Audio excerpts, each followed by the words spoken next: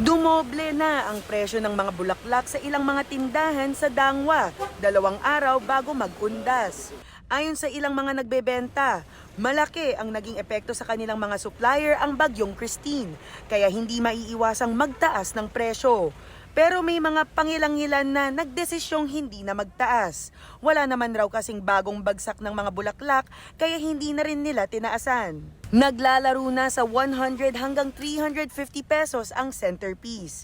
Para sa one-sided, mayroong 300 pesos ang isa pero pwede rin itong umabot ng 1,000 pesos.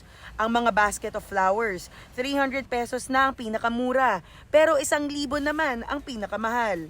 Kung mas gusto nyo naman ng mahahaba, mayroong spray arrangement na karaniwang nasa 1,500 pesos ang isa. Mayroon ring long and low na dating 800 pesos ang pinakamura. Ngayong nasa 1,000 piso na ang starting at pwede pa itong habaan. At kapag mas gusto nyo naman ang mga dried flowers, mayroong tinatawag na dried basket.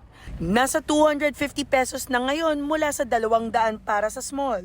600 pesos na mula 450 ang medium, 800 pesos na mula 600 ang large, at ang wreath ay pumapatak na sa 2,000 ang isa na dating 1,500 pesos.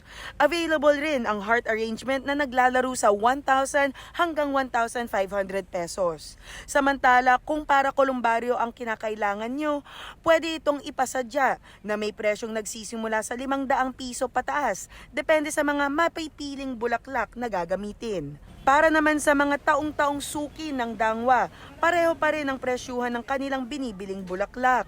Si Leilani, isang reseller ng bulaklak sa Batangas. Sinasadya pa niya ang Dangwa kada taon dahil dito na siya bumibili ng paninda niya para sa undas. Mas mura daw talaga ang presyuhan dito kumpara sa ibang lugar, lalo na sa probinsya nila. Doon sa Batangas kasi, ang nabibili lang doon sa amin, mga ano lang, mga paso, ganun. Tapos dito talagang bilihan mismo ng bulaklak. Hindi naman mawawala sa itinerary ni Emrio ang pagluwas ng Maynila kada taon. Mula pang Zamboanga, suki lang niya ang binibilhan niya ng bulaklak upang gawan ng flower arrangement para sa ama niya. At ang presyo? Price is good. It never change. I always buy flowers here. Palagi ako bumibili. Still the same. Like I buy by bundle yung carnation and lilium, pareho pa rin. Giit ng mga nagtitinda, hindi maiiwasan ang pagtaas ng presyo pagsapit ng October 31 at November 1 dahil na rin sa pagdami o pagtaas ng demand.